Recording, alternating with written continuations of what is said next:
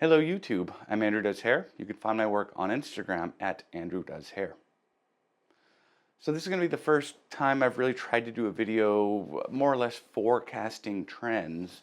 It's not really the kind of content that I like to make, but I've been cutting hair almost 20 years, and over these 20 years I've talked to thousands and thousands of people who've gotten haircuts, and I've been able to sort of recognize what the trends are. On top of what I do in the salon behind the chair with actual people, when you look at my Instagram account, I follow thousands of barbers and hairstylists all over the world. And so although I don't personally try to have the latest, trendiest hair myself, I have a whole video about that, why my hair sucks, if you're interested. I know what is fashionable and trendy in hair because I watch it, I ingest it like 24 hours a day. And the reason that I was compelled to actually get up and make this video this time for 2023, hairstyles going into 2023, is because we're on the verge of something kind of big and kind of different. This is not going to be like, hey, these are the fads to look for in 23. These are the trends to look for in 2023. No, no, no. It's much bigger than that. We are on the verge. I might try to use the word precipice and then Google it later and see if it's something that I used correctly. And if I used it correctly, I'll keep it in here. We are at the edge of a movement, meaning something much bigger than, instead of parting your hair this way, try parting it this way in 23. It's much bigger than that. And it's going to take me a few minutes to break it down here and explain what I mean by that and where I think all this is going.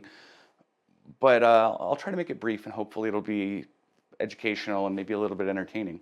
So the way I see it, a fad is something that comes into style really, really quickly. A handful of people do it, and then they get over it really, really quickly. And to me, a fad is something like, hey, I want to shave this part in my haircut. And I know that in some circles, a lot of people did that for a long time. But like in most circles, like in my salon, I had a handful of clients who tried it for one or two haircuts and went, no, that's not for me. I hate that. So I look at something like that as a fad. If it comes and then they try it maybe one or two haircuts and then they go, I don't know what I was thinking. I got to go back. Like that to me is a fad. Comes and goes quickly. And what I would say is a trend is something that kind of comes up a little bit more slowly, like a change in your hair that evolves a little bit more gradually and naturally. And then you don't get over it one day. You just kind of like, it'll work for a couple years and then you evolve into the next trend. I feel like trends don't slap you in the face the way that a fad does. And you don't burn out on a trend instantly the way that you do with a fad. A good example of that is like when it became really, really popular to cut the sides of your hair very, very short and leave the top longer. People were doing like the fade with the long top. At first it was like, give me the Benjamin Button, and they were kind of combing it over. And then when they go, let's see what happens if we grow the top longer, the top gets longer, it starts acting differently, and it eventually becomes an undercut. So that's like watching a trend from this very classic like side part haircut evolve into another trend of like the undercut with the shaved sides, that sort of thing. Like going from Benjamin Button to G-Eazy gradually as the hair grows out. It's not like a massively different haircut, but it is at the same time a very different haircut. And the way that that organically shifts over time, I would look at that and say that's what trends are. Trends change like that. Now a movement lasts like a decade. And the way that I would define a movement is if you look at all of the trends and all of the fads of the last decade or so at any given point right now, because I think we're on the verge of the next movement. If we look at all the trends and fads of the last decade, they all had some unifying factors that they were sort of umbrellaed under. And that to me is the movement. So let me back up to when I first started cutting hair. It was like early mid 2000s, and everybody had like really messy bedhead, like kind of something like I'm doing here, whatever. Like scene hair was big, and faux hawks, and like Ryan Reynolds at the time had like messy hair with a little tiny bit of tails here. And nobody was doing like the clean side part stuff that they started doing later. But within that era of this messy hair, that was the movement, was like bedhead, aloof, casual, like I have to look like I didn't care, although a whole bunch of people were actually spending 15, 20 minutes flat ironing their hair into place. They wanted to look like it happened by accident. And that was like the movement of the 2000s. So then around 2011, 2012, I started getting requests for, it kind of started out with Benjamin Button. And suddenly everybody wanted really clean, tight sides, and then the top either slicked over or slicked back. And I didn't know as that was coming in, but that was going to be the next movement. And so if we look at hairstyles from like 2011 up until right about now, or maybe the last 2 or 3 years it started going out, is like the movement was very clean tight sides and a long top. Every couple of years it would change slightly, and it was like, hey, have you tried combing your long top to the side? Why don't you try combing your long top to the back? Hey, that's different. And we saw like, Macklemore, and then G-Eazy, and then Jake Gyllenhaal in Prisoners, and we saw like the entire cast of freaking Peaky Blinders, and then we saw Brad Pitt and Fury, and for like a decade, every time there was a new haircut, it wasn't a new haircut. It was a slightly different variation of the same movement that had been around for a decade. And now, before I tell you about the movement that I believe is happening now, just based on client interaction and just what I see online and everything, let me tell you other things that I feel about these movements. What I find with a fad is like, a fad is kind of like when you want to do something really different, but it's so abrupt and abrasive that it doesn't catch on. And any of these things, fad, trend, movement, whatever, it all starts as someone trying something that they didn't see someone else try before them, or maybe they saw someone else try. But it starts as, I'm going to try this thing for the first time. But with a fad, it, for whatever reason, doesn't catch on, and it flops and it goes away. But the fad sits within the greater movement. It's like, oh, I'm going to take my messy scene hair and I'm going to shave Adidas stripes in the side. That was like a thing in 2006. And some people would do it for two or three haircuts. Some people did it for years, but it was too abrasive and too either slapped onto the overall movement or actually juxtaposed to the movement, and so it didn't catch on long term. And then the same thing with these trends, they all fit within the greater movement. They have to fit the greater vibe of the movement. And so what I've noticed with these movements is they happen for reasons bigger and greater than the way you look. When you want to try something new because you think it's going to look cool and edgy and grab some attention, or if you want to try something new because your hair's already kind of doing it anyways as it grows out, so I'll just lean into it and see what happens if I grow it out because it looks kind of cool growing out. Like that's kind of more how the trends move. But when you come in to get a haircut and you go, I want to scrap everything I've been doing, and I have actually this list of reasons that I need to do this specific thing with my hair, that's what starts the movements. That's what creates the movements. And so what I've seen in my years of doing this is obviously movies and music. You look at who like the top 40 artists are, they're going to inform what the movement is for the decade. When I first started cutting hair and everybody was doing scene hair and bedhead hair, it was like Blink-182 was the biggest thing on the radio, and then Sum 41. And so we all wanted this messy hair with a slightly edgy punk kind of twist to it. And, it was like very casual times. Like you wanted to look like you rolled out of bed and accidentally look good. But then the housing market crash happened and everybody was broke and everybody had to work harder for their money. And we kind of went through this period that I was getting so many clients who were like, I need a haircut that looks really professional, that looks clean and tidy, that looks, I need to go work hard, and I need a haircut that looks like someone who works hard. And I think that really ushered in the short sides, long top thing, the whole classic haircut thing, because it was this very like straightforward, no nonsense, like the economy's bad right now. We got to buckle down and get back to work. I lost my job as a mortgage officer because that whole industry crumbled. And so there's these external factors that change why you have to cut your hair the way you have to cut your hair. And I think that's what informs these greater movements.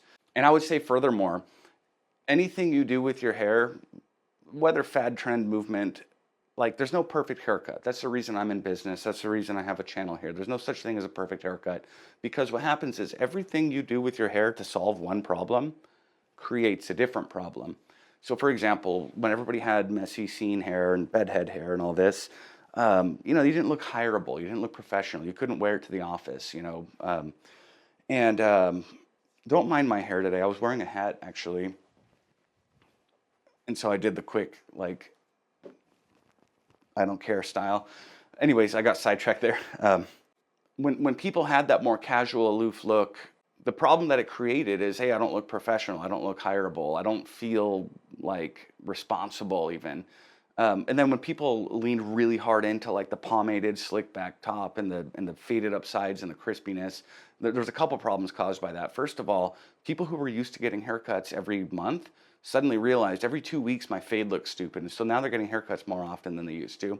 And also people who were used to being able to do this with their hair can't do that when you got a bunch of pomade in there and slicking it back. And so the problems that one hairstyle solves creates new problems. And then the next thing that's big solves the problems created by the last haircuts. So with all of that said, let me fast forward to talk about what my clients have been talking about really the last 3 years, but it's gotten to the point where it is like literally every client in the chair now. So I'm like, all right, I got to talk about this. Okay, I can't say 100% because there's always going to be people who do what works for them, even if it's not what everyone else is asking for. I would say literally 95% of my clients are asking for two things right now that I think are going to inform the movement of the next decade of hair. Are you ready for this? I don't want to blow dry my hair. I want to wash and wear, maybe put a little product in there, but I want very little effort in styling. That's in high demand right now. If you have curly hair, you wear it curly. If you have wavy hair, you wear it wavy. Whatever your hair does naturally, that's what people want right now, like across the board. And the second thing is I want a haircut that lasts as long as possible. I've got some clients who I've been cutting for years who used to come to me once a month, once every 4 or 5 weeks, who are now coming to me once a quarter because they want these hairstyles that are just built different. You know, a fade, as I mentioned, you have to trim it up every 2 weeks if you want it to stay looking nice. People are sick of that. They're sick of having to blow dry their hair. They're sick of having to pomade their hair into place. They're sick of hairspray. They're sick of like looking so put together and so perfect and so like try hard. Because like we're right now, like we're broke. The economy's not doing so great. The news is hard to watch. We're in a place where we don't care about having these hyper detailed hairstyles. What we want is a haircut that will last longer, that will look really good with no effort. That if you get out of bed, you shampoo it, and you know, maybe put a little product in it and go like this, it's going to do something okay. And that's been, like I said, 95% of the requests in my chair. I've been getting those requests really, they started around the COVID lockdowns. It's like, oh, dude, like, I don't know if we're going to lock down again. I just need a haircut that's going to last longer. And I'm not working in the office anymore. I'm working on Zoom. So I just need something I don't have to style and that I don't have to cut again for a long time. That's when it started. But now, even as things have like opened up again and life has in some ways gone back to normal, that request is still growing. But it's because there's a distaste for what we've been doing for the last 10 years. That's like almost a requirement for the next movement to come in, is people have to start going, man, I can't believe I flat ironed my hair through all of the early 2000s. And then, man, I can't believe I pomaded my hair through all the 2010s. And then like you got to kind of get sick of what you've been doing. And I think people are at that point.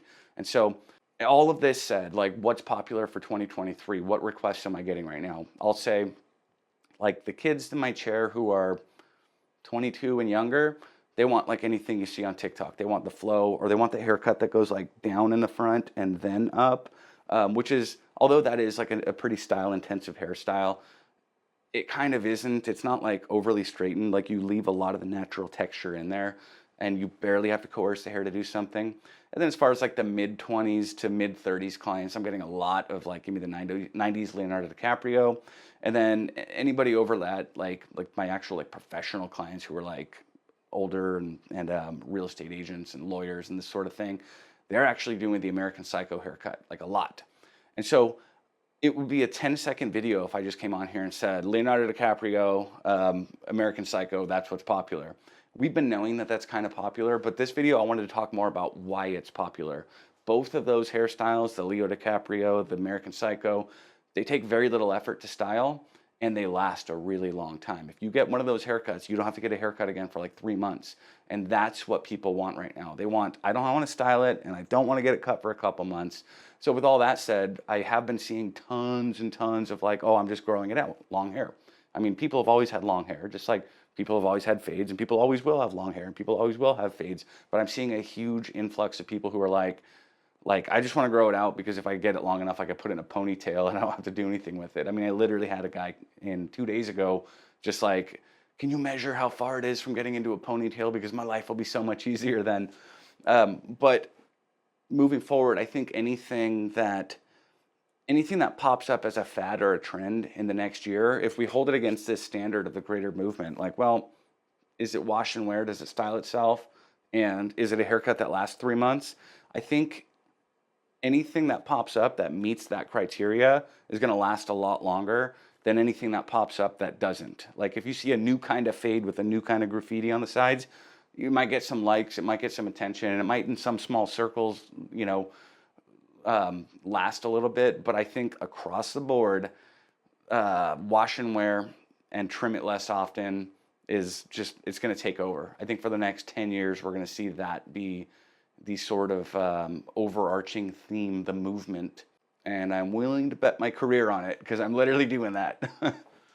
Anyways, the video was kind of long-winded. I didn't really have bullet points. I was just thinking, just talking off the top of my head. I hope it made sense. Actually, I've been sort of practicing this conversation with clients all week. They've been asking, hey, what's new? And I'm like, let me tell you what's new. And I've been kind of running through everything I just said here.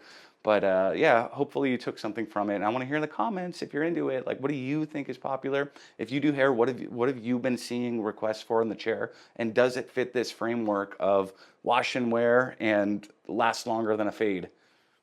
Thanks for watching.